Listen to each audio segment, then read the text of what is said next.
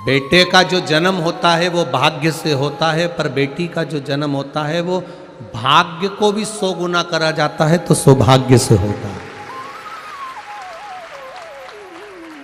हम पहले भी कथा में कहे, आज फिर कह रहे हैं, जन्म लेती है तो पिता के भाग्य को प्रबल करती है, पिता के भाग्य को आगे बढ़ाती है। बेटी के जन्म से बाप का, पिता का जो भाग्य है वो प्रबल होता है, बढ़ता है।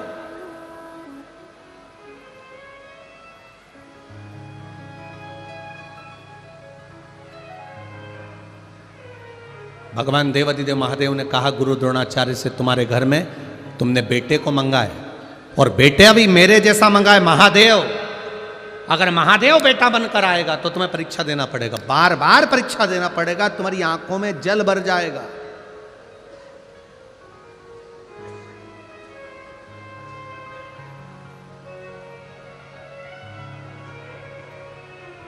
बार बार तुमको रोना पड़ेगा। गुरु द्रोणाचार्य ने कहा, आप अगर बेटे बनकर आ गए तो मैं सारी परीक्षा देने को तैयार हूं, आप तो बस मेरे बेटे बन जाओ और आप मेरे पुत्र बनकर आ रहे हो, इससे बढ़कर मुझे कुछ नहीं चाहिए, बस कृपा कर दीजिए।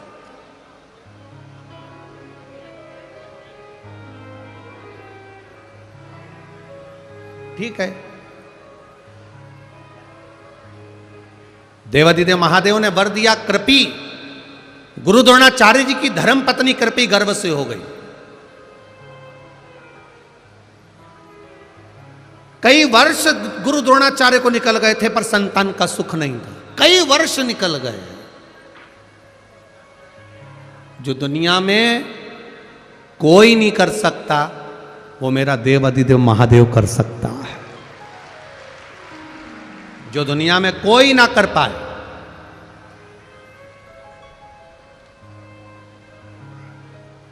बस अपनी जिंदगी का एक असूल बनाकर रखना कि हमारे द्वारा किसी का दिल ना दुखे, हमारे द्वारा किसी का मन ना दुखे, तो शिव कृपा अपने आप हो जाती है। कितना सुंदर एक संवाद आता है। दो मित्र थे, बड़े प्रिय, दोनों एक दूसरे के लिए प्राण निकाल के रख दे ऐसे मित्र थे।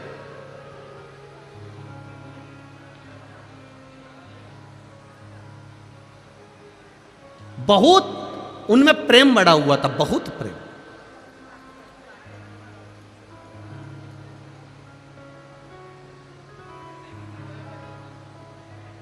हमको लगता है यही खंडवा बरहानपुर के ही होंगे। आपस में दोनों में बड़ा प्रेम था, दोनों एक साथ स्कूल जाते, एक साथ कॉलेज जाते, दोनों का एक साथ बचपन निकला, दोनों एक साथ बड़े हुए। बड़े होने के बाद एक पढ़ाई में तेज निकल गया तो उसका जॉब, उसकी सर्विस, उसकी नौकरी पुणे में लग गई। अब एक की नौकरी पूना में लग गई और एक की नौकरी नहीं लगी। उसका विद्या अध्ययन थोड़ा सा कमजोर था, उसने दुकान चालू कर दी, व्यापार चालू कर दी। अब उसने व्यापार चालू करा तो ये जो मिर्ची का जो व्यापार होता है, आपके क्षेत्र में भी मिर्ची, इस क्षेत्र में खंडवा हुआ, बरहानपुर हुआ और खरगोन हुआ, निमाड़ क्षेत्र, जितना भी इस क्षेत्र में मिर्ची का व्यापार अच्छा होता है। अब मिर्ची का व्यापार करने लगा। अब एक मित्र नौकरी कर रहा है और एक मित्र व्यापार कर रहा है।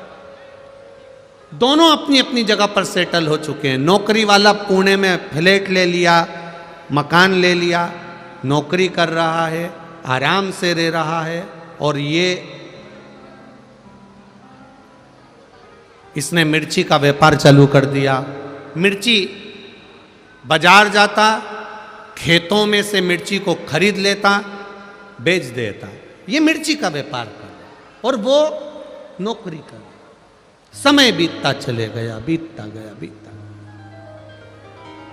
बहुत ध्यान से सुनना इस कथा को, ये आपके जीवन को संवारने वाली कथा। दोनों का व्यापार चला। एक का व्यापार, एक की नौकरी है, चल रहा है, चल रहा है।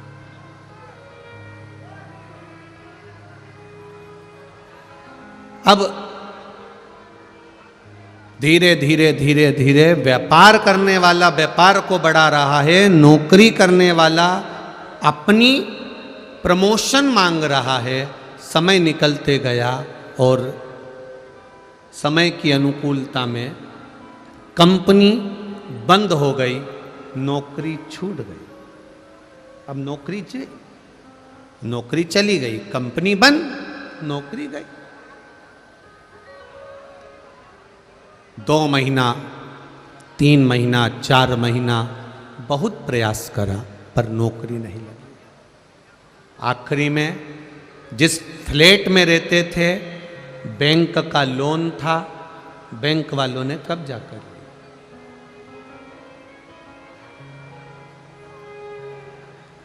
अब वो विचार करने लगा, मैं यहां पर रहकर करूंगा क्या। एक काम करता हूं, अपने शहर, अपने गांव जाता हूं। गांव आ गया, गांव आया, 4-5 दिन अपने घर में रहने के बाद उसको याद आई, मेरे दोस्त से मिलता हूं। मित्र के पास गया, मित्र दुकान पर जाकर बैठ गया उसकी। क्या बात है, क्या हुआ? अरे भाई नौकरी चली गई, अब तो सर्विस है नहीं, नौकरी है नहीं, बड़ा दुखी हूं, बड़ा दुखी। क्यों टेंशन लेता है? 1 दिन उसने सुना, 2 दिन उसने सुना, 3 दिन उसने सुना, 4 दिन उसने सुना। 5वें दिन व्यापारी मित्र को दया आ गई और उसने कहा, एक काम करते हैं, अपन थोड़ा व्यापार बढ़ाते हैं। तू बाजार जाना, मिर्ची खरीदना, मिर्ची लाना, बेचना, पढ़ा लिखा है तू, मुझे इतनी पढ़ाई नहीं आती, पैसा मैं लगाऊंगा, मेहनत जम के बोलो तुझे करना, पैसा मैं लगाऊंगा, मेहनत तुझे करना। और मेहनत भी हल्की नहीं करना है, दिन रात मेहनत करना पड़ेगी, तब जाकर कुछ मिलेगा। ये नौकरी नहीं है कि पैसा हर महीने हाथ में 10,000 50,000 आ जाएगा। मेहनत तुझे करना पड़ेगी। मैं पैसा लगा दूंगा, मैं बाहर नहीं जा सकता, दुकान पे बैठता हूं, इसलिए मेहनत तुझे करना पड़ेगी। उसने कहा मंजूर है, बस तो फिर 50% तेरा, 50% मेरा, जो भी मुनाफा होगा, जो भी बचत होगी, उसमें आधा तेरा, आधा मेरा। ठीक है, व्यापार चालू हुआ। इसने पैसा लगाना चालू कर दिया। ये बाजार जाता, खेत जाता, मिर्ची खरीदता, बेचता, करते करते करते करते मिर्ची का सीजन समाप्त हो गया।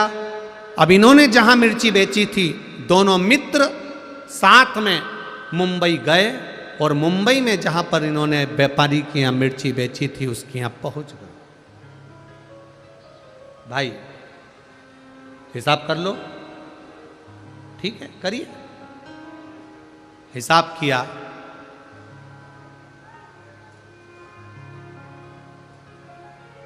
₹2,00,000 इनको मुनाफा मिला। ₹2,00,000 ज्यादा मिल गए। अब दोनों खुश, 1,00,000 तेरा, 1,00,000 मेरा। दोनों पैसे लेकर चल दिए, पर जो नौकरी करने वाला मित्र था, उसकी दिमाग में, उसके चित्त में, उसकी बुद्धि में आया कि सबसे ज्यादा मेहनत तो मैंने करी है। धूप में मैं जाता था, गर्मी पड़ रही थी, धूप पड़ रही थी, पानी गिर रहा था, बारिश पड़ रही थी, ठंड पड़ रही थी, और मैं खेतों में जाके मिर्ची खरीदा और उस मिर्ची को मैंने बेचा। मेहनत तो मेरी ज्यादा। अब इतनी मेहनत मैंने करी, इसने तो क्या करा, पैसा लगाया बस, और बैठा रही अपने घर में दुकान पे। सबसे ज्यादा मेहनत मेरी है, इसके मन में आ गया। इसने अपने दोस्त से कहा, मेरी मेहनत ज्यादा है, 1.5 लाख मैं लूंगा, तू 50,000 ले। उसने कहा ये बात तो गलत है भाई, दोनों का 50-50 था। जब 50-50 दोनों का था, 50-50% दोनों का था, तो आधा आधा दोनों का हो गया। नहीं नहीं नहीं, मैं 1.5 लाख लूंगा, तुझे 50,000 लेना पड़ेंगे दोनों। उस व्यापारी ने कहा कि ऐसा नहीं होता, फालतू की बात मत कर। इसको गुस्सा आया और इसने अपने मित्र का तकिए से गला दबा दिया, मुख दबा दिया। मित्र मर गया, व्यापारी मित्र मर गया।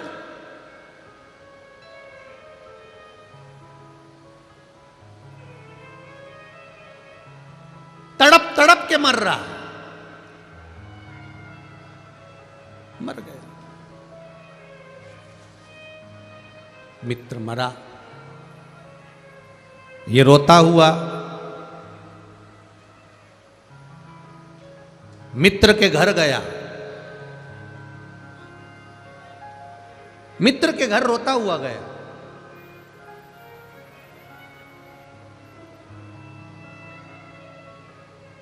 भाभी, हम दोनों ने काम करा था और दोनों का 50% था।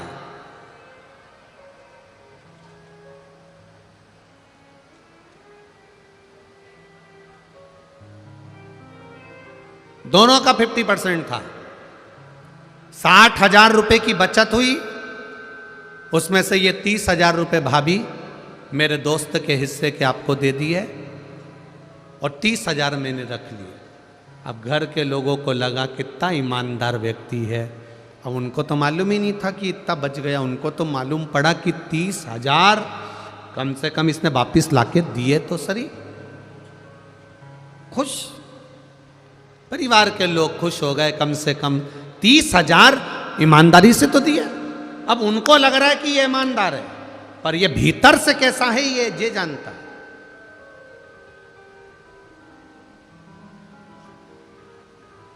कितने रख लिए उसने? दोस्त ने कितने रख लिए? 1,70,000। केवल 30,000 रुपए मित्र को दिए, जिस मित्र ने इसको काम सिखाया, जिस मित्र ने इसको व्यापार सिखाया, जिस मित्र ने इसको धंधा सिखाया। 30,000 रुपये घर वाले उसमें भी संतुष्ट हो गए। कोई बात नहीं भैया, आपकी ईमानदारी कितनी है, आपने हमारा हिस्सा तो दे दिया। आंख में पत्नी आंसू भर के रो रही, बच्चों की आंख में आंसू था। अंकल, अगर आप नहीं होते तो हमारा कोई नहीं होता, कम से कम आपने पापा का हिस्सा तो ला कर दे दिया, पिताजी का हिस्सा तो ला कर दे दिया। बच्चे भी दुखी रोते हुए, पत्नी भी रोती हुई धन्यवाद दे रही थी। मित्र काम सीख चुका था, मित्र अपना व्यापार सीख चुका था, मित्र सारे व्यापारियों से मिल चुका था। उसको सब मालूम पड़ गया कि कहाँ से मिर्ची लेना है, कैसे काम करना है, क्योंकि मित्र जो मरा उसने सब कुछ सिखा दिया था। और अब ये खुद व्यापार करने लगा। व्यापार करते करते करते करते करते करते करोड़पति बन गया, खूब वैभव हो गया। देश में विदेश में सब दूर इसका काम हो गया। खूब खूब जोरदार काम चला, खूब जोरदार।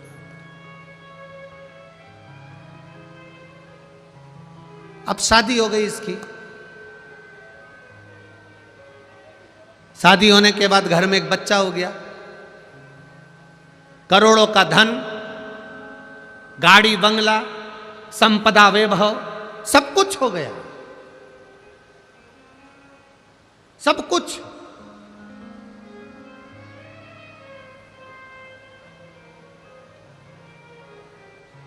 घर में बेटे ने जन्म ले लिया। बेटा 20 साल का हो गया और बढ़ते बढ़ते बेटा 25 साल का हो गया। खूब खुशियां घर के अंदर, रोज पार्टियां हो रही हैं, रोज धन आ रहा है, गाड़ियां बदली जा रही है, वैभव आ रहा है। जो बेटा कह दे बाप वो लाकर रख दे, जो पत्नी कह दे वो पति लाकर रख दे। इतनी संपदा बढ़ती चली, इतना वैभव बढ़ता चले, इतना वैभव। 25 साल का बेटा हो गया, शादी की तैयारियां होने लगी, बेटे के लिए लड़की देखने लगे।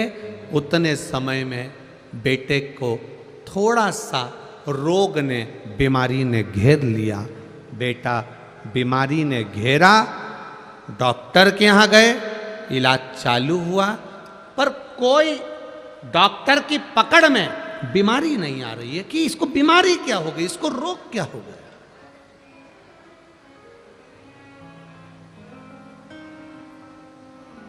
क्या बीमारी हुई है इसको, किसी को नहीं मालूम। इलाज करवाया पहले अपने नगर के, अब पैसे वाला व्यक्ति तो अच्छे डॉक्टर से इलाज करवाएगा। इलाज करवाया, एक जगह डॉक्टर से काम नहीं हुआ, दूसरी जगह करवाया, दूसरी जगह से तीसरी जगह करवाया, तीसरी जगह से चौथी जगह करवाया, चौथी जगह से पांचवी जगह करवाया। अपने प्रदेश में इलाज करवाते करवाते थक गया, तब दूसरे प्रदेश में पहुंचा, इलाज करवाया, पर रोग का ठिकाना नहीं मालूम पड़ा। करवाते करवाते करवाते करवाते देश में इलाज करवाया, विदेश में इलाज करवाया, लाखों रुपए इलाज में लगाते गया, पर बीमारी पकड़ाई में नहीं आई। समय निकलता गया, व्यापार पर अब इसका ध्यान नहीं है, अपने बेटे को ठीक करना है। मेरा बेटा ठीक होना चाहिए, भले करोड़ों का धन लग जाए। धन लगाता गया, व्यापार धीरे धीरे कम होता चले गया। एक फैक्ट्री विदेश की बंद हो गई, दूसरा काम बंद हो गया, तीसरा काम बंद हो गया।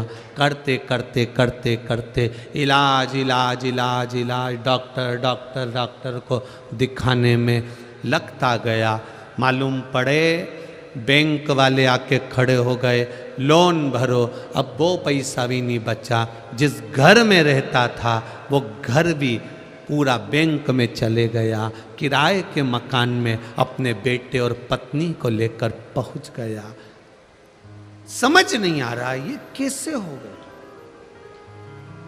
ये कैसे हुआ।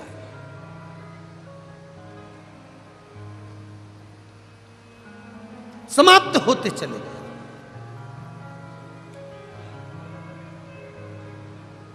अब जेब में 300 रुपए पड़े थे पिता के, और बाप बेटे के सिर पर हाथ रखकर पलंग पर बैठा किराए के मकान में। बेटा केवल 300 रुपए बचे हैं, केवल 300, कुछ भी नहीं है, रोटी के लाले पड़ गए, कुछ नहीं बचा। तेरी बीमारी में मैंने सब लगा दिया, क्या करूं अब, किसको दिखाऊं तुझे, किसको बताऊं मैं, क्या करूं मैं कि तू मेरा हो जाए, तू बच जाए। बेटा पलंग पर पड़ा पड़ा आंख से आंसू बहा रहा है। बाप पलंग पर बैठा बैठा रो रहा है। बाप बेटे को देख रहा है, बेटा बाप को देख रहा है। दोनों एक दूसरे को देखकर रो रहे हैं।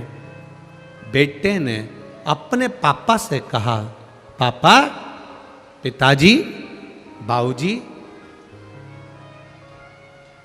बस 300 रुपए का हिसाब और रह गया है पिताजी, अब कोई हिसाब बचा नहीं है, अब तो आखिरी हिसाब है। बाप बेटे को गले लगाकर रो रहा है, तू ऐसी बात क्यों कर रहा है, मैं तुझे बचा लूंगा। बेटा कहता है, पिताजी 300 रुपए बचे हैं, जब मैं मरूंगा अंतिम संस्कार में काम आ जाएगा। अंतिम संस्कार। धीरे धीरे बेटा आंखें बंद करने लगा। बाप रोने लगा, तड़फने लगा। पिता, बाप रो रहा है, आंखें बंद कर रहा है बेटा, पिता रो रहा है, नैनों से अश्रु गिर रहे हैं बेटे के। रो रहा है बेटा, बाप भी रो रहा है, धीरे धीरे धीरे धीरे नेत्र बंद होते चले जा रहे हैं, आंखें बंद होती चली जा रही है, नयन बंद होते चले जा रहे हैं, तड़फ रहा। प्राण छूटने में एक क्षण रह गया। बेटे ने अपने पिता से कहा, पिताजी मैं आपका बेटा नहीं हूं, मैं वही आपका मित्र हूं जिसके 70,000 रुपए आपने ज्यादा खा लिए थे, आज 70 करोड़ रुपए निकाल कर लेकर जा रहा।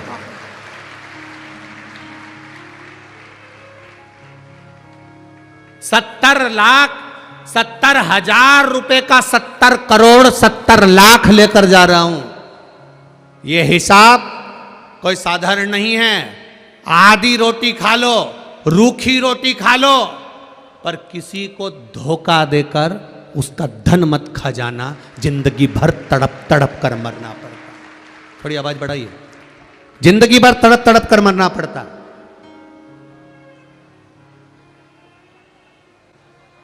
आधी रोटी खा लो, एक रोटी खा लो, बिना घी की रोटी खा लो, रूखी रोटी खा लो, किसी का वैभव, किसी का धन, कोई तुम्हारा साथ दे रहा है, तुमको उसने तुम्हारे बुरे वक्त में उसने तुम्हारे को 5,000, 50,000, 25,000, 1 लाख, 2 लाख रुपए उसने तुम्हें बुरे वक्त में दे दिए, तुम्हारा साथ निभा दिया। अब तुम्हारा फर्ज है कि उसका एक एक रुपया अठन्नी अठन्नी भी उसको वापस देना है, नहीं तो ना जाने कौन तुम्हारे घर में जन्म लेगा और वो कहाँ रुपया लगा कर जाएगा, ये तुमको भी नहीं मालूम पड़ पाएगा। बहुत कठिन है महाराज, बहुत कठिन।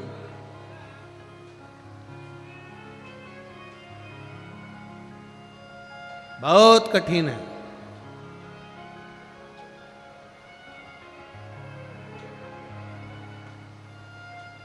करोड़ों का धन आता है, करोड़ों का वैभव आता है, ये भी बनाना है, वो भी बनाना है, वो भी बनाना है, ये भी करना है, वो भी करना है, सब कुछ करना है। करोड़ों का वैभव होता है, करोड़ों का धन आता है, पर हम कितना उसको लगा रहे हैं और कितना हम भोग कर रहे हैं, यह हमको अंदाजा होना चाहिए। मत बुरे कर्म कर बंदे वरना पछताएगा, भगवान की आंखों से तू बच नहीं पाएगा, तू बच नहीं पाएगा। अरे ओ अज्ञानी मत करना,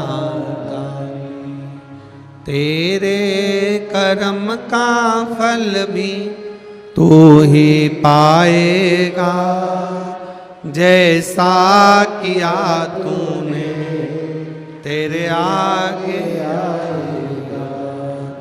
मत बुरे कर्म कर बंदे वरना पछताएगा, भगवान की आंखों से तू बच नहीं पाएगा, तू बच नहीं पाएगा। सबसे छुपा सकते हो, हर जगह से छुपा कर रख सकते हो, पर मेरे विश्वनाथ से छुपा कर नहीं रख सकते। एक एक श्वास का 21,600 श्वास जो मनुष्य के शरीर से निकल रही है, एक एक श्वास का हिसाब मेरा महादेव इस मृत्यु लोक को छोड़ने से पहले पूरा हिसाब ले लेता है कि तूने करा क्या है, पूरा हिसाब।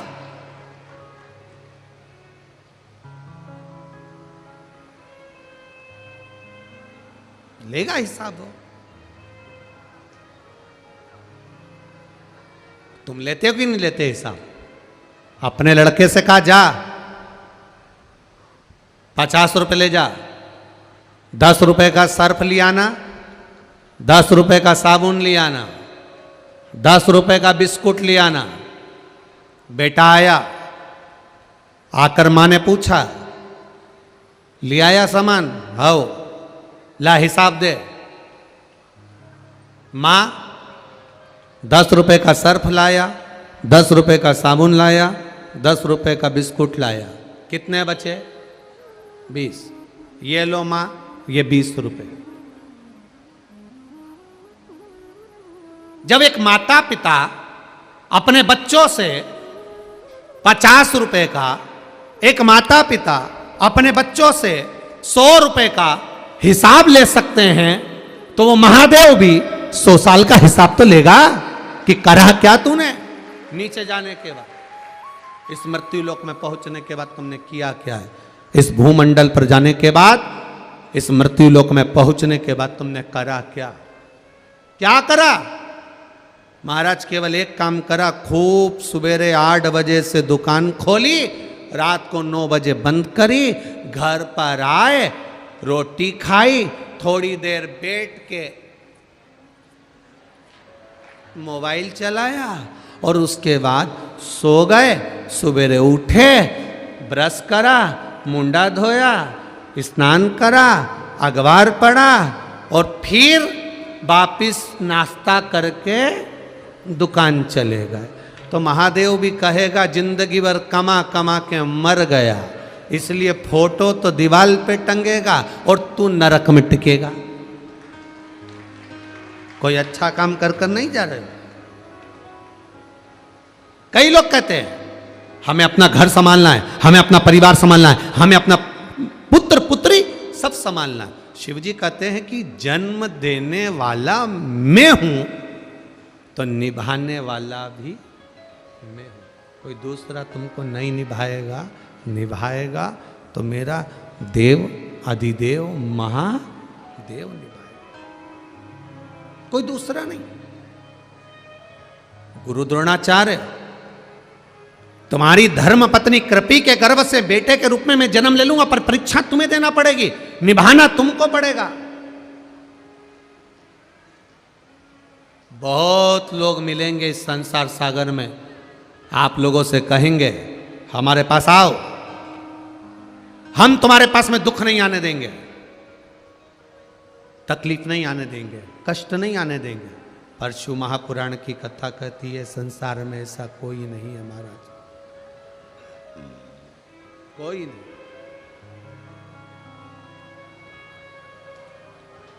मृत्युलोक में अगर जन्म लिया है, पृथ्वी पर अगर आए हो, तो 2 कारणों से हमारा जन्म हुआ है। एक, भगवान का भजन करने के लिए, और दूसरा अपने कर्म का भोग भोगने के लिए। ये अपने कर्म का भोग हमें भोगना, कोई दूसरा नहीं भोगेगा। जैसे आपको भी प्रयागराज की कथा में कहा था, छींकना है अपना छींकना अपने को पड़ेगा, खांसना है अपना खांसना अपने को पड़ेगा। तुम तुम्हारी पड़ोसन से कह दो तू छींक दे, मैं नहीं छींकूंगी, ऐसा हो सकता है? नहीं, बरहानपुर में होता हो तो बात दूसरी है, पर हमारे इधर तो नहीं होता। क्या हमें स्वयं को छींकना पड़ेगा, हमें स्वयं को खांसना पड़ेगा, रोटी भी स्वयं खाना पड़ेगी, पानी भी स्वयं पीना पड़ेगा। प्यास तुम्हें लग रही है और तुम पड़ोसन से कह रही हो मुझे बहुत प्यास लग रही, मुझे बहुत प्यास लग रही, पानी पी ले तू। हो सकता है ऐसा? अरे बोलो तो रे बरहानपुर वालों, हो जाएगा? नहीं होगा। अपना छींकना अपने को पड़ेगा, अपना खांसना अपने को पड़ेगा। बीमारी आएगी तो भोगना भी अपने को पड़ेगा, दवाई भी अपने को खाना पड़ेगी। उसी तरह अपने कर्मों का भोग भी अपने को भोगना है। इसलिए 1 लोटा जल भी अपने को ही चढ़ा, कोई दूसरा नहीं चढ़ाए, स्वयं चढ़ाइए, स्वयं।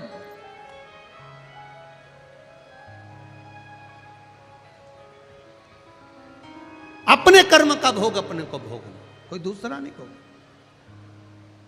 द्रोणाचार्य जी आपको परीक्षा देना पड़ेगी, बारंबार आपको परीक्षा में पास होना पड़ेगा, आपको बार बार परीक्षा देना पड़ेगी। द्रोणाचार्य जी ने कहा ठीक है, बेटे का जन्म तुम्हारे घर में तुम्हारी धर्म पत्नी कृपी के गर्भ से एक बेटे का जन्म होगा जिसका नाम अश्वत्थामा होगा।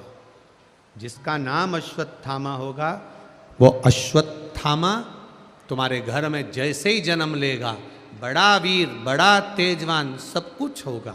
हुआ, अश्वत्थामा का जन्म हुआ, बड़ा तेजवान था, बड़ा वीर था, बड़ा प्रबल था, बहुत तीव्र था।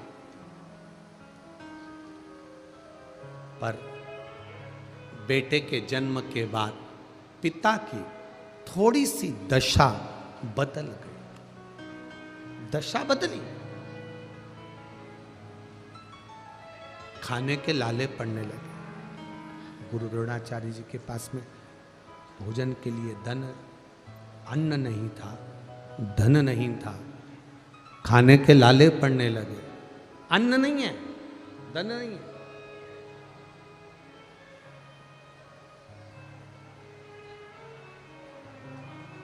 क्या करूं मैं? गुरु द्रोणाचार्य चले गए परशुराम भगवान के पास में। परशुराम जी से विद्या सीखने लगे। मां और बेटे घर में रहने लगे। आज घर में रहने वाला बेटा पढ़ने के लिए गुरु के घर जाता है। वहीं से गुरु द्रोणाचार्य निकल कर जा रहे थे और गुरु द्रोणाचार्य जी ने जाते गुरु द्रोणाचार्य ने जाते जाते अपने बेटे को देखा। तो क्या देख रहे हैं बेटे को?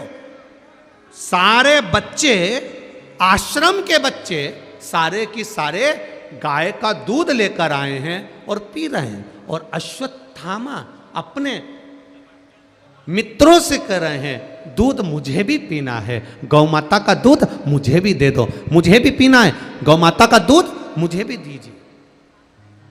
मित्रों से कह रहे हैं। और मित्र आटे को पानी में घोल कर अश्वत्थामा को लाकर दे देते हैं। अश्वत्थामा, थोड़ा आवाज बढ़ा रे बाबू। अश्वत्थामा पानी में घुला हुआ आटा अश्वत्थामा पीते हैं। अश्वत्थामा पी रहे हैं आटे का पानी। पिता गुरु द्रोणाचार्य देख रहे हैं। अब कितने विद्वान थे गुरु द्रोणाचार्य, जरा विचार करिएगा। कई लोग आते हैं आपकी जिंदगी में, हमारे पास आओ, हम तुम्हारा दुख मिटा देंगे, हम तुम्हारा कष्ट मिटा देंगे, हम तुम्हारा ये कर देंगे। राजा परीक्षित को 300 ऋषि मिले थे। 300 ऋषियों ने कहा हम तुमसे यज्ञ करवाएंगे, हम तुमसे अनुष्ठान करवाएंगे, हम तुमसे ये करवाएंगे, हम तुमसे वो करवाएंगे। तुम बैठो, 7 दिन की तुम्हें 7 दिन बाद तक्षक नाग डसेगा, हम तुम्हें बचा लेंगे। परीक्षित उनके ताबे में नहीं आया। परीक्षित ने सोच लिया ये कुछ नहीं होता। महाराज, दुनिया के लोग कहेंगे हम तुमको ये कर देंगे, हम तुमको वो कर देंगे। ना ना ना ना, तुम्हारे कर्म का दंड तुमको भोगना है। इसलिए तुम्हें खुद शंकर की आराधना करना पड़ेगी, राम का नाम जपना पड़ेगा, कृष्ण का भजन तुम्हें स्वयं करना पड़ेगा। कोई दूसरा तुम्हारा भजन नहीं कर सकता। सियोर वाले महाराज में भी सामर्थ्यता नहीं है कि तुम्हारे दुख को मिटा दे। और दुनिया का कोई महाराज, दुनिया का कोई संत, महात्मा, जोगी, सन्यासी, तपस्वी, साधक नहीं जो तुम्हारे दुख को मिटा दे। तो कारण तुम्हें खुद करना पड़ेगा। जैसे बीमारी आने पर दवाई खुद को खाना पड़ती है, उसी तरह तुमको खुद को शंकर के मंदिर तक जाना पड़ेगा, तब जाकर जीवन सवर पाएगा। स्वयं को जाना पड़ेगा।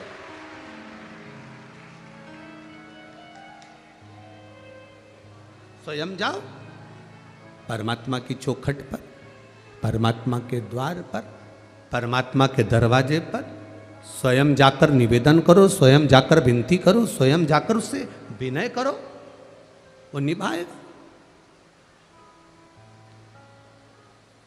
आज के लोग बस इतना चाहते हैं कि कहीं से हम ऐसी भभूति घुमा दें और सोने का हंडा निकल जाए। सोने का हंडा निकले और हमारा काम हो जाए। आज की दुनिया के लोग चाहते रातों रात, बोलो तो रे बरहानपुर वालों, रातों रात करोड़पति बन जाऊं। दिन भर मोबाइल पे यही करते रहते हैं, उसमें आता भी यही है, उसको 5 करोड़ प्राप्त हो गए, बस उसने ये गेम खेला था, अब तुमको उसने गेम में लगा दिया। धीरे से पूछा IFSC कोड नंबर बता, तुमने बता दिया। फिर उसने पूछा बैंक अकाउंट नंबर बता, तुमने बता दिया। पूछो जरा आसपास के थानों में जाकर, पुलिस प्रशासन से, कोतवाली में जाकर पूछो, सबसे ज़्यादा केस यही मिलते हैं। उसके 50,000 निकल गए, उसके 25,000 निकल गए, उसके 1 करोड़ निकल गए, उसके लाख निकल गए। क्यों निकले? केवल तुम्हें रातों रात जो करोड़पति बनना था, उसके चक्कर में तुम खुद रोड़पति बन गए।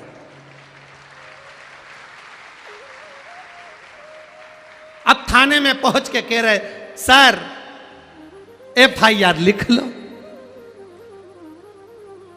सर भी बोल रहे फालतू खुद है, FIR लिखाने आया, फालतू खुद बैठा दिन भर मोबाइल पर। करोड़पति बनने का सरल उपाय, करोड़पति। किसी के चक्कर में बताना,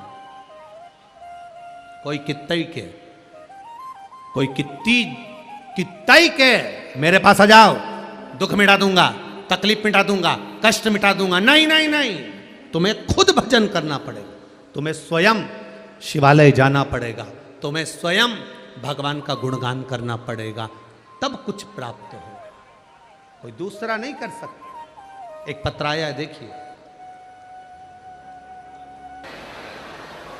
बाबा देवाधिदेव महादेव की कृपा से श्रवण करने का सौभाग्य प्राप्त हुआ है।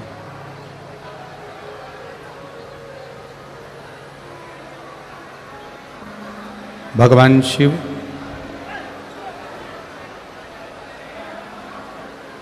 जो संपूर्ण विश्व का कल्याण करने वाले हैं, ऐसे बाबा देवाधिदेव महादेव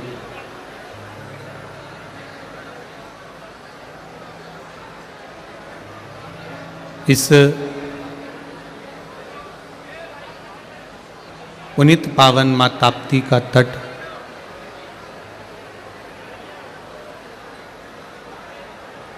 जहाँ भगवान शिव की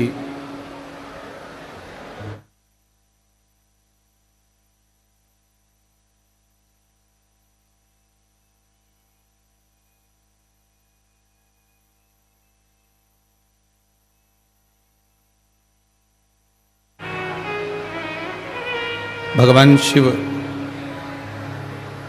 ओगड़दानी त्रिकालदर्शी कैलाशी अविनाशी जो नित्य नूतन मंगल आनंद करने वाले हैं, संपूर्ण विश्व का कल्याण करने वाले हैं, ऐसे देवाधिदेव महादेव की पावन कथा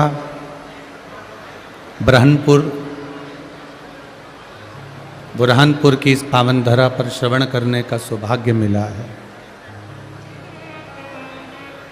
बहुत बहुत साधुवाद संपूर्ण बुरहानपुर के निवासियों को। भगवान शिव की जो कृपा आप पर हुई है, बाबा देवाधिदेव महादेव ने जो करुणा करी है, ये शिव कृपा ही है, करुणा ही है और उनकी उदारता ही है। दीदी अर्चना चिटनिस जी द्वारा, जो पूर्व कैबिनेट मंत्री मध्य प्रदेश शासन एवं शिव महापुराण की कथा समिति बरहानपुर,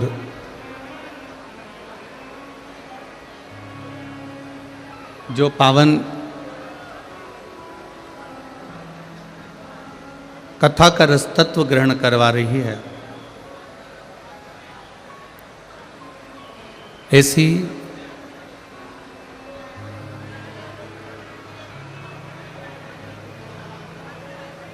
पुनित पावन शिव महापुराण की कथा है। ये मां ताप्ती का, इधर आ रही है, इधर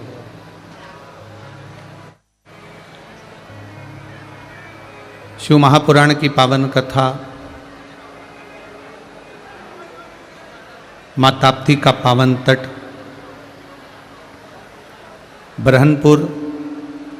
बरहनपुर की पावन धरा पर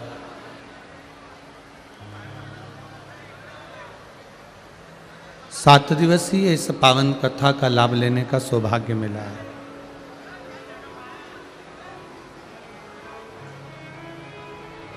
ये मौका बार बार नहीं मिलता। कहीं पूर्व का पुण्य प्रकट हुआ है, पूर्व का पुण्य आप और हमको प्राप्त हुआ है, तो ये पावन कथा आप और हम श्रवण कर रहे हैं।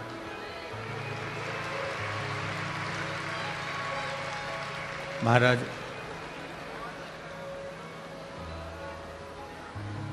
तेरी कृपा बिना न हिले एक भी अणु, लेते हैं श्वास तेरी कृपा से तनु। बखान क्या करूं राखों के ढेर का, चपटी भभूत में खजाना। हे गंगधार मुक्ति द्वार ओमकार तू, भोले ओमकार तू। आयो शरण तिहार शंभु तार तार। ये शिव की कृपा से, उनकी करुणा से, उनकी उदारता से हमको प्राप्त हुआ। जब तक देवाधिदेव महादेव करुणा ना करें, कृपा ना करें, उनकी उदारता ना हो, तब तक ये शिव तत्व मिलना बड़ा कठिन है।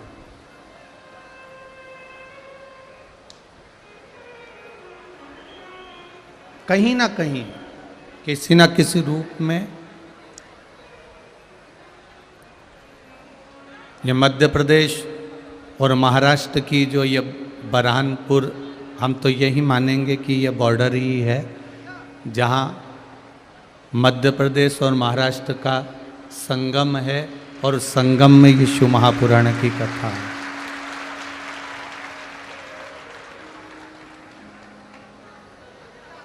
कहीं शिव की कृपा से ये प्राप्त हो गई, कहीं शंकर की करुणा से ये प्राप्त हो गई।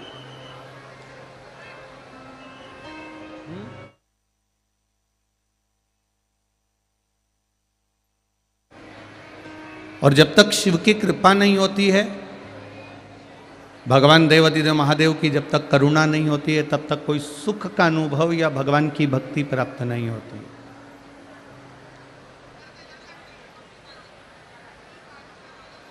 शिव हमारी श्वास है, शिव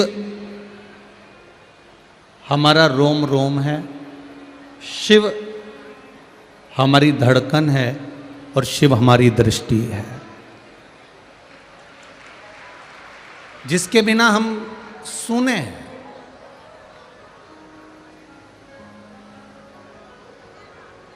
जब तक जीवित हो और ये शरीर में श्वास चल रही है, तब तक ये अंदाजा आपके भीतर होना चाहिए कि शिव हमारे भीतर धड़क रहा है, शिव हमारी श्वासों में चल रहा है। शिव कथा कहती है, भगवान शंकर का गुणगान करता है कि श्वास रूपी शिव जब तक चल रहा है, तब तक ये मानकर चलना कि आप जीवित हो, और श्वास रूपी शिव जब निकल जाता है तो ये शरीर नहीं रहता, ये शव बन जाता है, फिर इसका कोई महत्व नहीं होता महाराज, इसका कोई मूल तत्व नहीं है। ये श्वास रूपी शिव है तो ये शरीर है।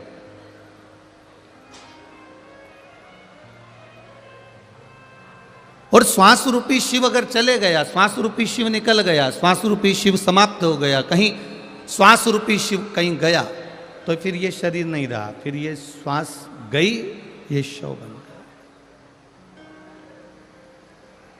महाराज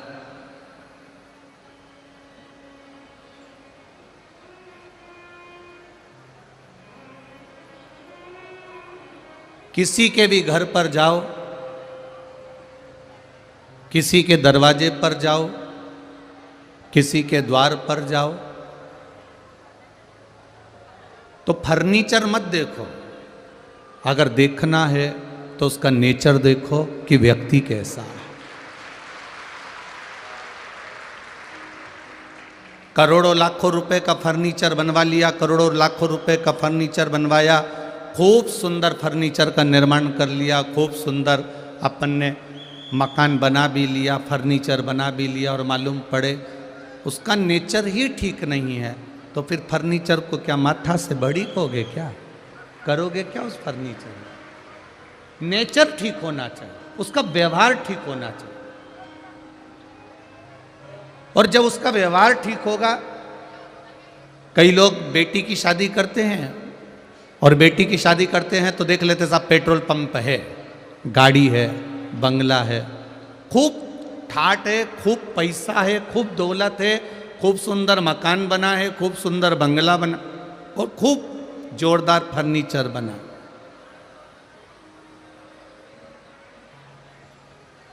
बेटी को देने से पहले गाड़ी, बंगला, पेट्रोल पंप, जमीन, जायदाद कम देखो, बेटी को देने से पहले ये देखो कि लड़के का नेचर अच्छा है कि नहीं है, ये व्यवहार कुशल है कि नहीं, ये हमारी बेटी के लायक है कि नहीं है। और आप तो वो उस पवित्र भूमि पर रहते हो ब्रह्मपुर की, जिसका उल्लेख स्वयं स्कंद पुराण में करा गया है। यह कोई ब्रह्मपुर की भूमि कोई साधारण भूमि नहीं है।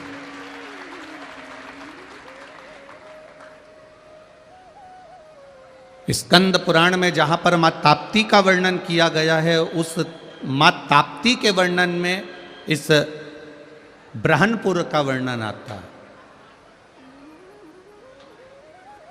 मां ताप्ती के उल्लेख में इसका वर्णन मिलता है। यह कोई साधारण भूमि नहीं है ब्रह्मपुर की। यहाँ पर संत, ब्राह्मण, साधु, गुरु, त्यागी, मौनी और बड़े विद्वान विद्वान संत, चाहे वो किसी भी धर्म के हो, किसी भी धर्म, बड़े बड़े विद्वान संत, ब्राह्मण, गुरुजन, साधुजन इस ब्रह्मपुर की भूमि ने दिए हैं, इस ब्रह्मपुर की धरा ने दिए हैं। और आज भी इस ब्रह्मपुर के कथाकार, संत, साधु, त्यागी, महात्मा पूरे विश्व में आज भी संपूर्ण विश्व में इस ब्रह्मपुर का नाम अग्रण्य कर रहे हैं। ऐसी पावन ब्रह्मपुर की धरा है।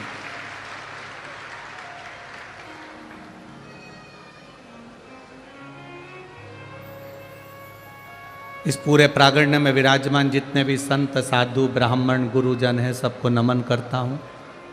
आप लोगों की अविरल भक्ति आदरणीय अर्चना दीदी चिटनीस जी के साथ में है, और उस भक्ति का बल ही है जो इस ब्रह्मपुर के आसपास के क्षेत्र में चारों तरफ शिवालय ही शिवालय हैं और मां आद्य शक्ति ही आद्य शक्ति है।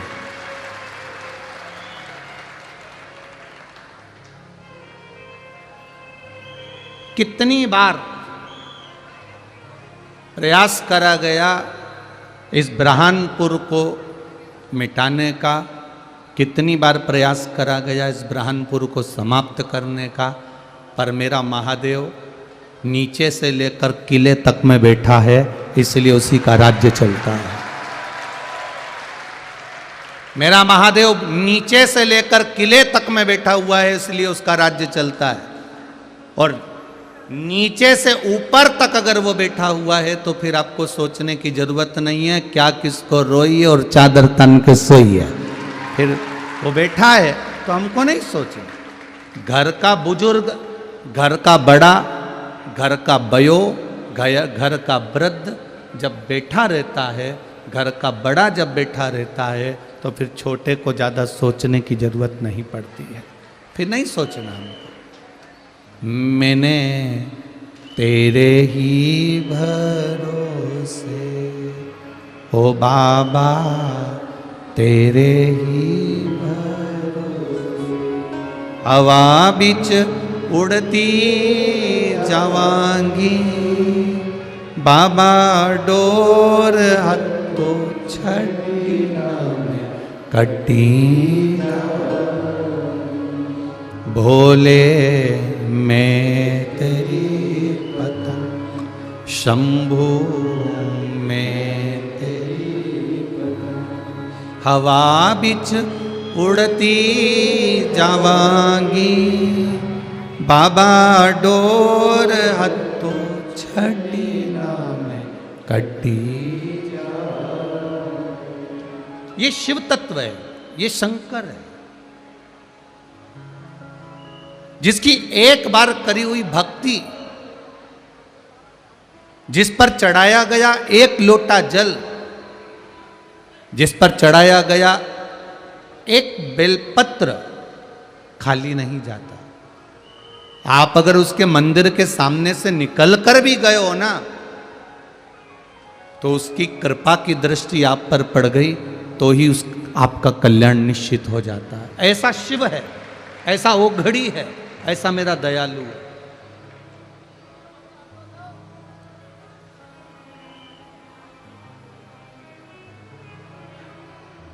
इस शिव महापुराण की कथा में आप आए हो। कई लोग आपसे कहेंगे इतनी भीड़ पड़ रही है, 2-2.5 लाख स्क्वायर फीट के पंडाल को बनाया गया था। पर अभी हम जब आ रहे थे तो अर्चना दीदी चिटनीस जी ने टेंट वालों से कहा कि लोग बहुत सारे धूप में खड़े हैं, आप और टेंट लगाना चालू करो, 2-2.5 लाख स्क्वायर फीट और लगा। ये शिव तत्व है। शंकर, अगर आप इतनी मात्रा में आए हो, लाखों की संख्या में पहुंचे हो, आपको हम दिख रहे हो ना दिख रहे हो वो कोई बात नहीं है, पर इतना अंदाजा लगा कर बैठना कि शिव महापुराण की कथा में अगर आप पहुंचे हो तो ये निश्चित है कि मेरा महादेव भी आपके दरवाजे पर जरूर पहुंचेगा। ये निश्चित था। तेरे मंदिर में आना मेरा काम है और मेरी बिगड़ी बनाना तेरा काम है। ये उसके ऊपर आधारित है कि वो हमारी बिगड़ी बना। आप तो केवल एक लोटा जल लेकर शिव जी के मंदिर पर जाओ, शिव जी को जल चढ़ाओ, शंकर का गुणगान गाओ, उसके बाद मर्जी उसकी है, वो संभाल ले।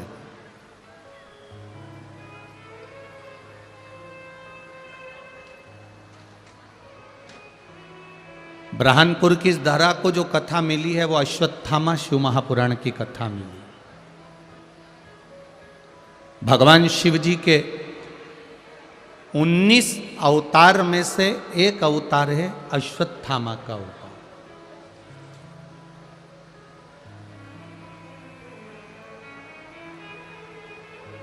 ये शिव जी के 19 अवतार में से एक अवतार है अश्वत्थामा।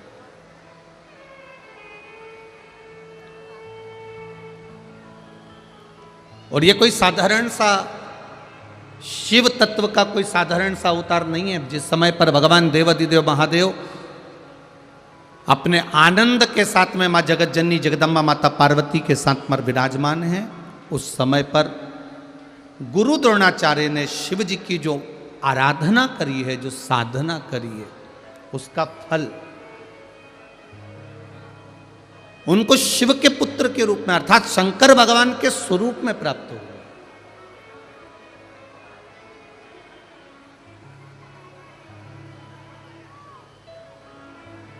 शिव कथा कह रही है,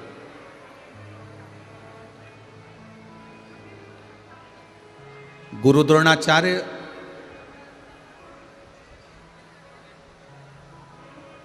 जो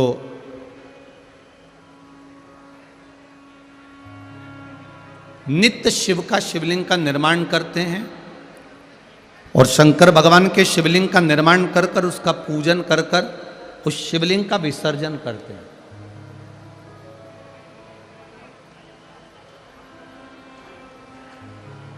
जिनके भीतर कुछ बहुत कामनाएं नहीं है कि मुझे दौलत मिले या मुझे वैभव मिले या मुझे धन मिले या मुझे संपदा मिले, उनके भीतर केवल एक कामना है कि एक बार जिसका मैंने शिवलिंग का निर्माण करा है, जिसकी मैं पूजन कर रहा हूं, जिसकी मैं आराधना कर रहा हूं, उसका एक बार बस केवल दर्शन हो जाए, उसका साक्षीकरण हो जाए, इतना गुरु द्रोणाचार्य जी मांग रहे।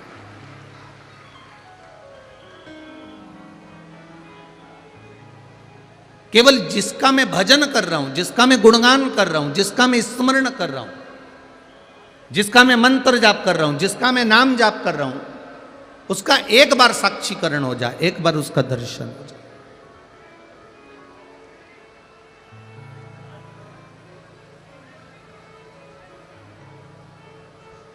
हमारी अभिलाषा रहती है कि किसी व्यक्ति से हमारा जब काम हो जाए, इससे 50,000 रुपये मिल जाए, इससे 5,000 रुपये मिल जाए, इससे 10,000 रुपये मिल जाए, इससे 20,000 रुपये मिल जाए, इससे 25,000 रुपये प्राप्त हो जाए, उसके बाद मैं इसको भूल जाऊं, इसको फिर मैं देखूं तक नहीं। हमारी ये अभिलाषा होती है।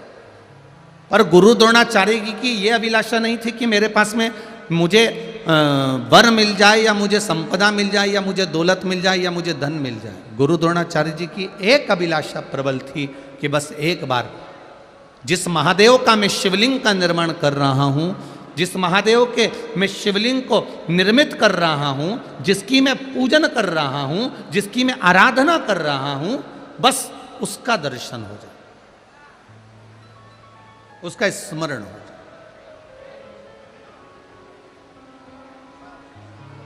ये अविरल भक्ति है शिव तत्व, ये आनंद की भक्ति है शिव तत्व।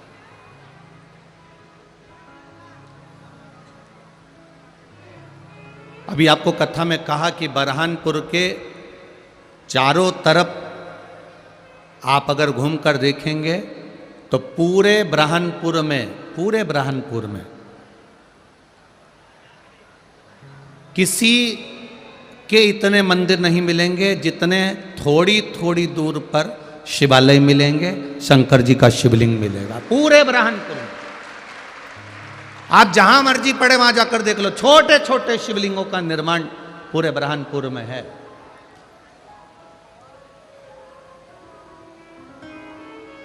और हम तो कहेंगे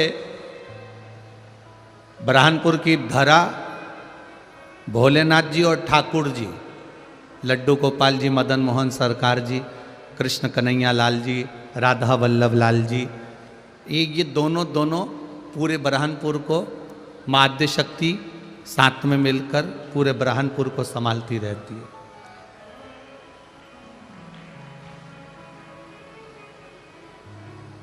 बड़े प्रसिद्ध आपके इस ब्रह्मपुर के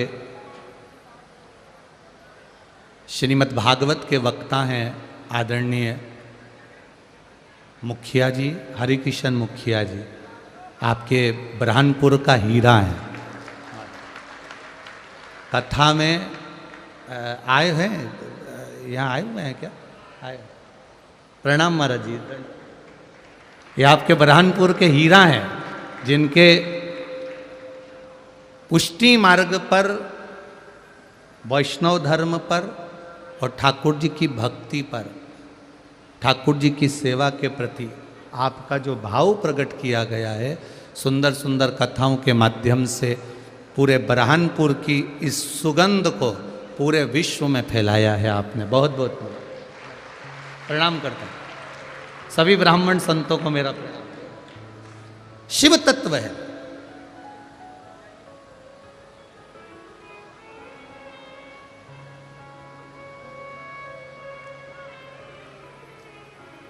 भगवान शिव की कथा भगवान से केवल मांगने के लिए नहीं बैठना है। इस अश्वत्थामा शिव महापुराण की कथा में एक विचार लेकर बैठना कि मैं आपकी कथा सुन रहा हूं, मैं आपकी कथा सुन रही हूं, ऐसी कृपा करना कि आपका मेरे जीवन में एक बार साक्षीकरण केवल दर्शन हो जाए और आप मेरे हो जाओ और मैं आपका हो जाऊं। बस इतना शिव से मांग, इतना देवाधिदेव महादेव से कर।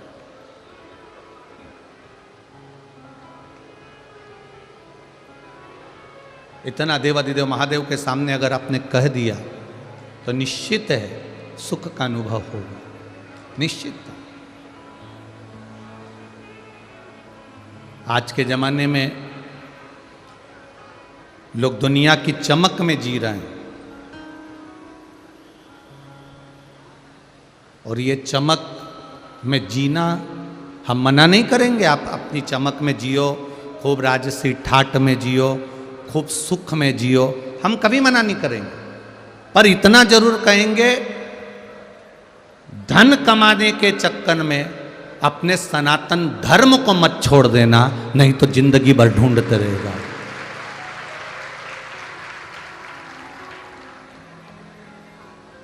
आज सबसे बड़ी विडंबना यह है कि हम धन तो कमा रहे हैं पर अपने सनातन धर्म को छोड़ते जा रहे हैं। अपने संस्कारों को, अपने भजन को, अपनी भक्ति को, अपने सुख के चक्कर में हम अपने परमात्मा के चरणों को छोड़ते जा रहे हैं। हम आपसे ये कभी नहीं बोले इस व्यासपीठ से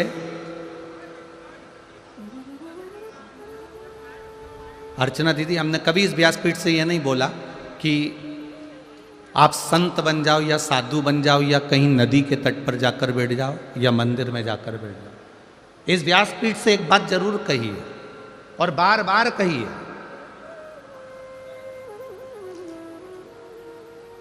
कहीं मत जाओ। ना हमें साधु बनना है, ना हमें संत बनना है, ना हमें जोगी बनना है, ना हमें सन्यासी बनना है, ना हमें तपस्वी बनना है। हम जिस घर में रह रहे हैं उस घर में श्रेष्ठ गृहस्थी बन जाएं, अपने माध्यम से किसी का बुरा ना हो, किसी को तकलीफ ना हो, अपने माध्यम से किसी को कष्ट ना हो और भजन करते करते ये जिंदगी निकल जाए। उससे बढ़कर संत और साधु का कोई स्वरूप नहीं है,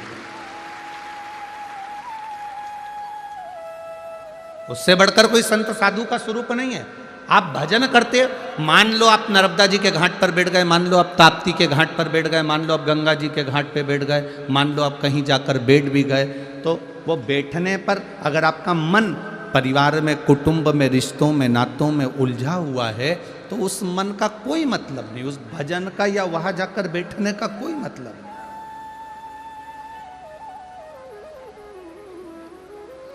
अभी भी इतने लोग आए हो, उसमें भी आधे बहुत तो इसी इंतजार में बैठे होंगे कि किस किस को पूछना है। अब इतनी मात्रा में आए हो, लाखों की संख्या में। आप उम्मीद नहीं थी बरहानपुर वालों की पहले दिन तुम ये लाखों में पहुंच जाओगे, उम्मीद नहीं थी हमको, बिल्कुल नहीं थी कि इतनी संख्या की पूरा मंडी प्रांगण। दीदी बता रही थी कि 200 एकड़ में 200 एकड़ की यह जगह है।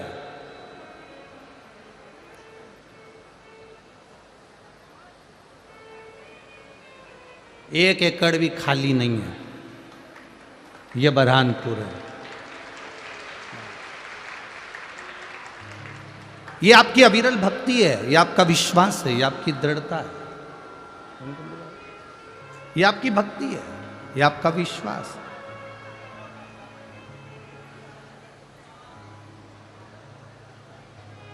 कुछ मत मांगो महादेव से,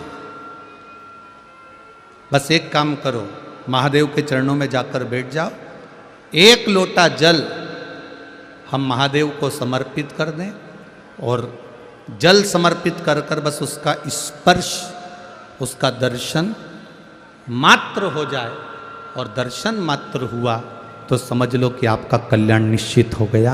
आपको कुछ नहीं चाहिए, सब दे दो। शंभो शरणे पड़ी मांगू घड़ी रे घड़ी, दुख काटो दया करी ने दर्शन आपको। ये भक्ति बस मिल जाए, शिव का तत्व भक्ति।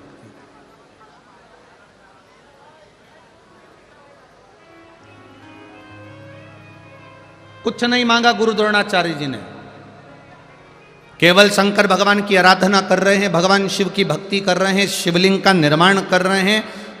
मिट्टी लेकर आते, बालू रेत लेकर आते, शिवलिंग का निर्माण करते, भगवान शंकर का निर्माण कर कर, शिवलिंग का निर्माण कर कर पूजन करते। एक अभिलाषा रह गई बस केवल कि मुझे शंकर से मिलना है, मुझे शिव से एक बार साक्षीकरण करना।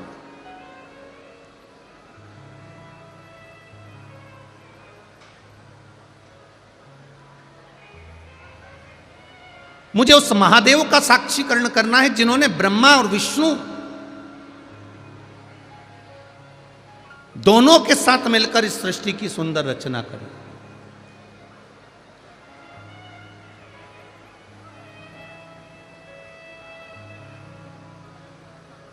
और होगा,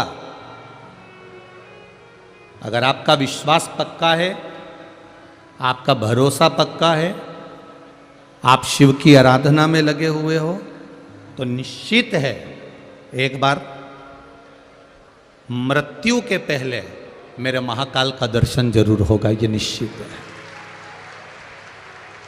यदि आप आराधना में लगे हो, ब्रह्मा ब्रह्मलोक में रहते हैं, भगवान विष्णु बैकुंठ लोक में रहते हैं, इंद्र इंद्र लोक में रहते हैं, गरुण गरुण लोक में रहते हैं, वरुण वरुण लोक में रहते हैं, केवल मृत्यु लोक पर रहने वाला एक है, और वो मेरा देव अधिदेव महादेव है। वो सहज नहीं है, वो सरल नहीं है। उस पे चढ़ाया गया एक लोटा जल का महत्व, उस पे चढ़ाए गए एक लोटे जल का पान, उस पे चढ़ाया गया एक बेलपत्र का महत्व, ये संसार के लोग जिस दिन समझ जाएंगे उस दिन फिर उनको भटकना नहीं है, फिर केवल शिव की शरण में, राम की शरण में। जब भगवान शिव से कुछ मांगा नहीं,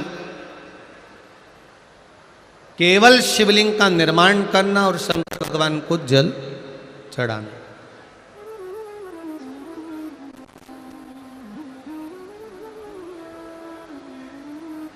आप भी मेरे देवाधिदेव महादेव से कुछ मांगना नहीं, केवल मंदिर तक जाओ, बाबा देवाधिदेव महादेव को जल चढ़ाओ, प्रार्थना करो, विनय करो, निवेदन करो और वापिस आओ।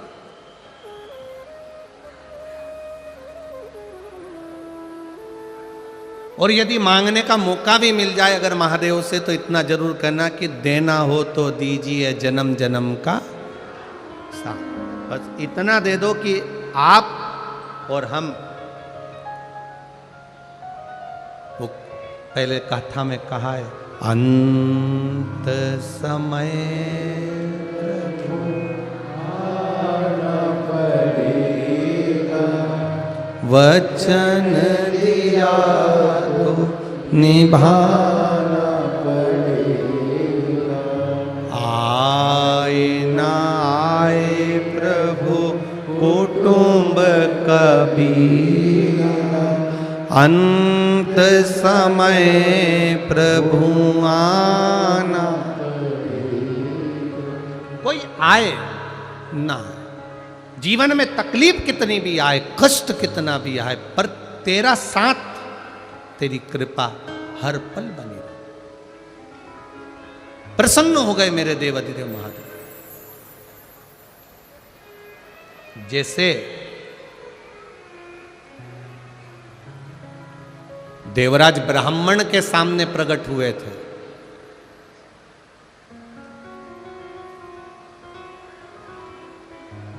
और वो देवराज ब्राह्मण जिसने ना कभी शंकर के मंदिर गया, ना कभी जल चढ़ाया, ना कभी भजन किया, ना कभी कीर्तन किया, ना कभी मंत्र जाप किया,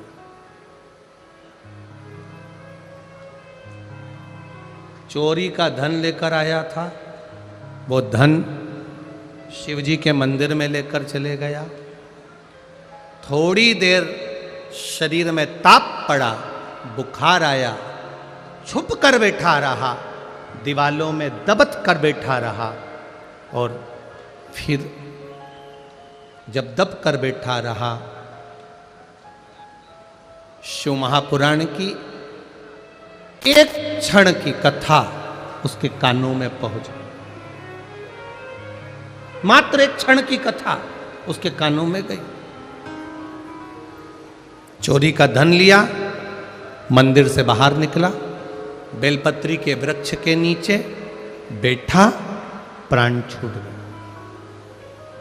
देवाधिदेव महादेव नंदी लेकर आए, देवराज को नंदी पर बिठाया, कैलाश लेकर चले गए।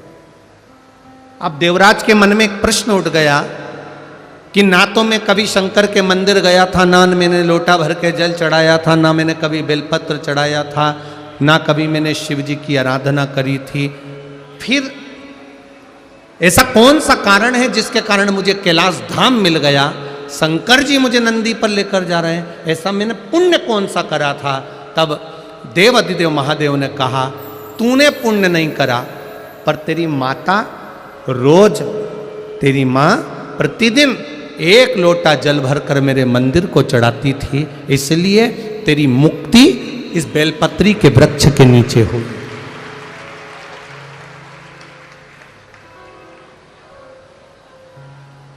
तेरी मुक्ति ये बेलपत्री के वृक्ष के नीचे हुई।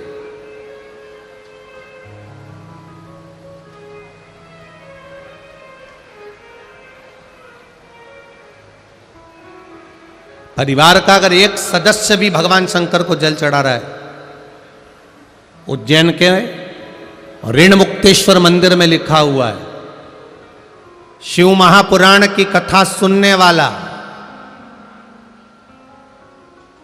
शंकर जी को 1 लोटा जल चढ़ाने वाला। दुनिया के लोग कहते हैं पुराण सुनो, शास्त्र सुनो तो 7 पीढ़ी तरती है, पर उज्जैन ऋण मुक्तेश्वर मंदिर कहता है शिव महापुराण की कथा सुनने वाला, शंकर जी को 1 लोटा जल चढ़ाने वाला, उसकी 7 पीढ़ी नहीं तरती, उसकी 71 पीढ़ी तर जाती है। ये शिव तत्व कहता है।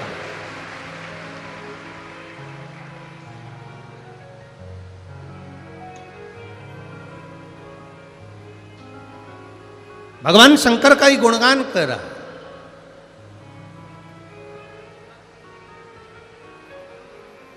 शिव महापुराण की यह कथा कह रही है। देवराज प्राण त्यागा और उसको बैकुंठ पद मिल गया, कैलाश धाम मिल गया, और यहां गुरु द्रोणाचार्य जी ने जो तप साधना करी उसका बल इतना बढ़ता गया, इतना बढ़ता गया कि देवाधिदेव महादेव को प्रकट होना ही पड़ा, प्रकट होना ही पड़ा।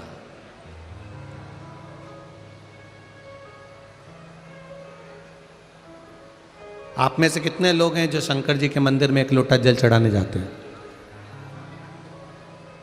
सभी जाते हो? रख लो रख लो रख लो, बहुत बढ़िया, जाना चाहिए। सारी समस्या का हल 1 लोटा जल। शिव के द्वार जाइए, अपने दिल की बात कहने के लिए जाइए, ना कहो तो भी 1 लोटा जल जब हम देवाधिदेव महादेव को चढ़ाते हैं, अपने घर का जल लेकर जाते हैं, तो महादेव समझ जाते हैं कि इसकी दशा क्या है और इसको मुझे क्या प्रदान करना है, क्या कहने के लिए आया है, ये देवाधिदेव महादेव जान गए। भगवान शिव पहचान जाते। प्रसन्न हो गए, गुरु द्रोणाचार्य प्रसन्न हो गए। आज मेरा महादेव प्रकट हुआ है, आज मेरा महादेव प्रगटा है।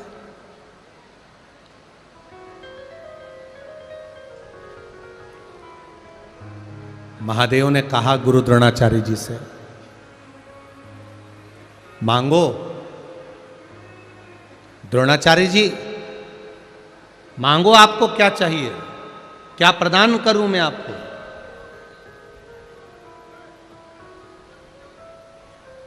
क्या दिया जाए आपको। गुरु द्रोणाचार्य जी ने कहा, धन दौलत संपदा नहीं चाहिए, बस आपके जैसा कोई पुत्र या आप मेरे घर में बेटे बनकर जन्म ले लो, इससे बढ़कर कोई सुख नहीं होगा। आप मेरे हो जाओ, मैं आपका हो जाऊं, इससे बढ़कर कोई आनंद नहीं, और कुछ भी नहीं चाहिए। महाराज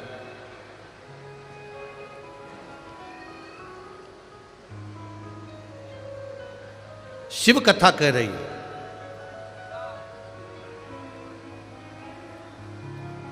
भगवान शंकर का गुणगान कर रहा है। आप मेरे घर में बेटे के रूप में जन्म ले लो। भगवान शिव जी ने कहा, यह नहीं हो सकता कि मैं आपके घर में जन्म लूं। हां, मेरा एक अंश भगवान शिव कह रहे हैं गुरु द्रोणाचार्य से, तुम्हारी धर्म पत्नी कृपी, उस कृपी के गर्भ से मेरा एक अंश जन्म लेगा। जब वो गर्जना करेगा, उस गर्जना के कारण